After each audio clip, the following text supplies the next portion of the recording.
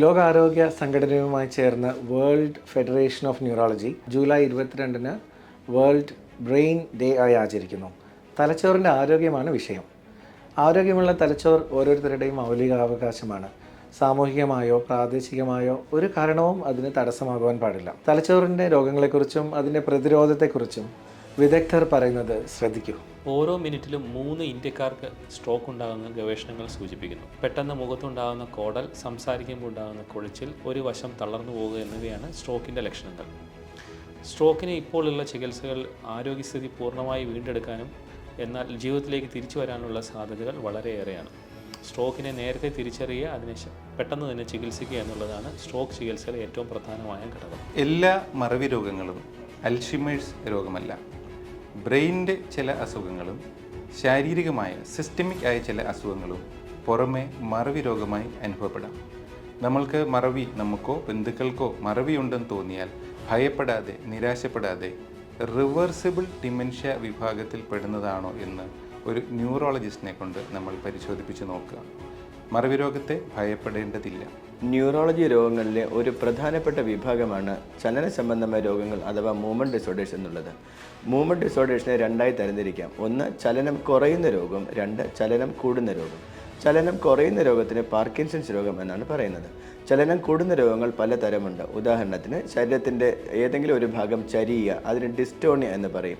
പിന്നെ വിറയൽ തന്നെ ഒരു ചലന സംബന്ധമായ ചലനം കൂടുതലായിട്ടുള്ള രോഗങ്ങളാണ്. അതുപോലെ തന്നെ ഞെട്ടൽ, ചരിവ്, നടക്കുമ്പോൾ ബാലൻസ് ഇല്ലായ്മ മുതലായിട്ടുള്ള മറ്റ് മൂവ്മെൻറ്റ് ഡിസോർഡേഴ്സും ഉണ്ട്. Brain cells, once damaged, are gone forever. One of the most common causes of brain damage is head injury, especially due to road traffic accidents, and most of them are preventable.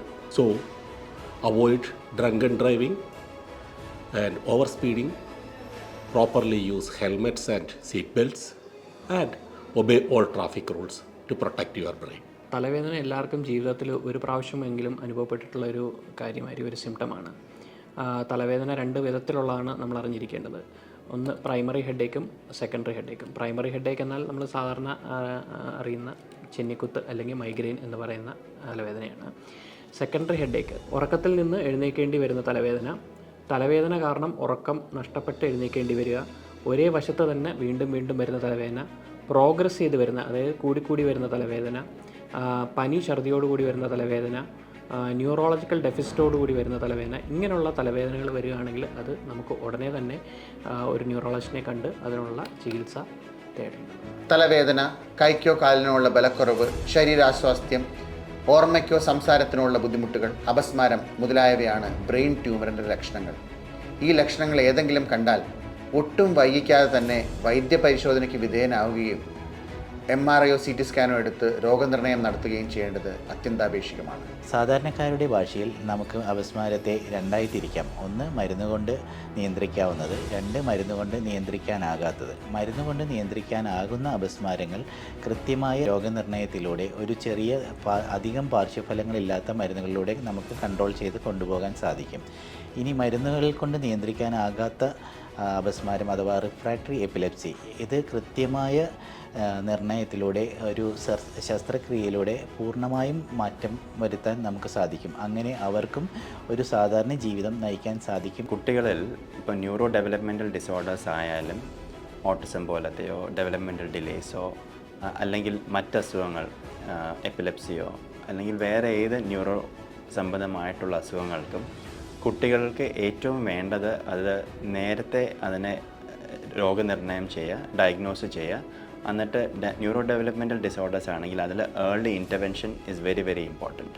അതുപോലെ തന്നെ developing ബ്രെയിനിൽ വരുന്ന മറ്റ് അസുഖങ്ങൾക്കും അത് നേരത്തെ diagnose ചെയ്ത് അതിനൊരു പരിഹാരം ഉണ്ടാക്കുകയാണെങ്കിൽ അവരുടെ long term outcomes are much better. ഹൃദയം മാറ്റിവെക്കാം, വൃക്കകൾ മാറ്റിവെക്കാം, ലിവർ മാറ്റിവെക്കാം, ലങ്സ് മാറ്റിവെക്കാം. പക്ഷേ തലച്ചോറ് മാറ്റിവെക്കാനുള്ള സാങ്കേതിക വിദ്യ ഇല്ല എന്ന് തന്നെ പറയാം. അതുകൊണ്ട് തലച്ചോറിന് കേട് പറ്റാതെ സൂക്ഷിക്കുക. തലച്ചോറിന് വ്യായാമം നൽകുന്ന പ്രവൃത്തികൾ, നമ്മൾ പുസ്തകം വായിക്കുക, റിഡിൽസ് അതായത് സുഡോക്കു, അത്തരത്തിലുള്ള ചെസ്, അത്തരത്തിലുള്ള വിനോദങ്ങളിൽ ഏർപ്പെടുക. ഇത്തരത്തിലുള്ള കാര്യങ്ങളെല്ലാം ശ്രദ്ധിച്ചാൽ തലച്ചോറിന് ഭാവിയിൽ കേടുവരാതെയും ദീർഘകാലം നല്ല ഓർമ്മശക്തിയോടുകൂടി ജീവിക്കാനും നമുക്ക് സാധ്യമാകും.